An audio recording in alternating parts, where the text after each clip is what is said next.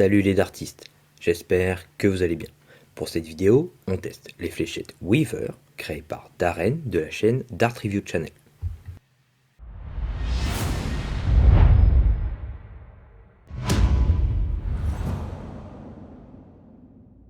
Pour ce modèle, on a une petite boîte en métal avec le nom de la chaîne YouTube, le nom du modèle, le pourcentage de tungstène et le poids de 23 grammes.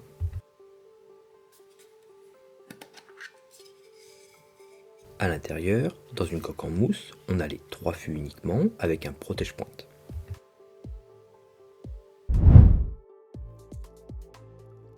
Le fût mesure 50 mm de long pour 6,75 mm de diamètre avec des pointes de 29 mm de long.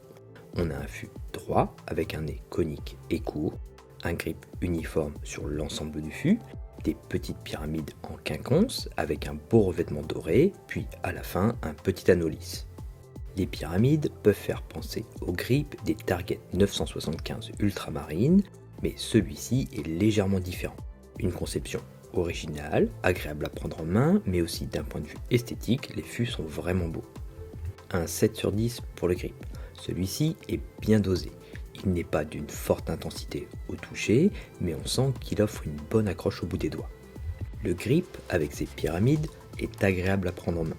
Plus le fait qu'il soit uniforme permet de bien caler ses doigts sur l'ensemble du fût et offre la possibilité de différentes prises en main.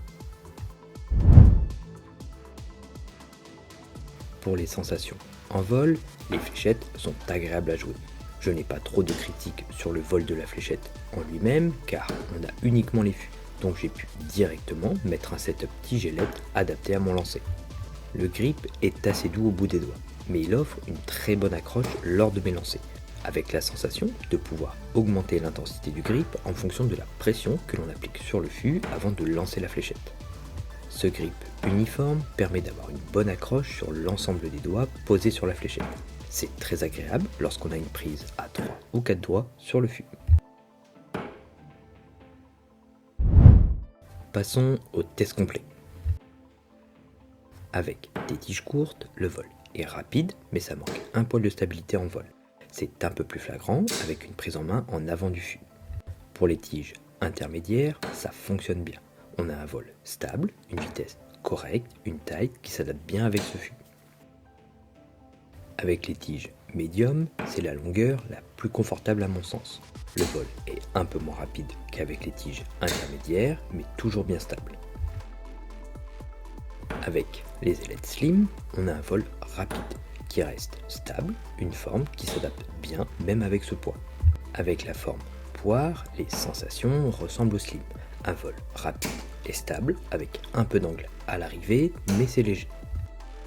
Pour les kites, on garde un vol rapide en ajoutant plus de stabilité à la fléchette, mais avec un peu plus d'angle à l'arrivée. Les ailettes standard s'adaptent bien ici aussi. On a un vol bien stable et une bonne vitesse. Et avec les Dimplex, le vol est bien stable avec un peu moins de vitesse. C'est une forme qui peut bien s'adapter aussi.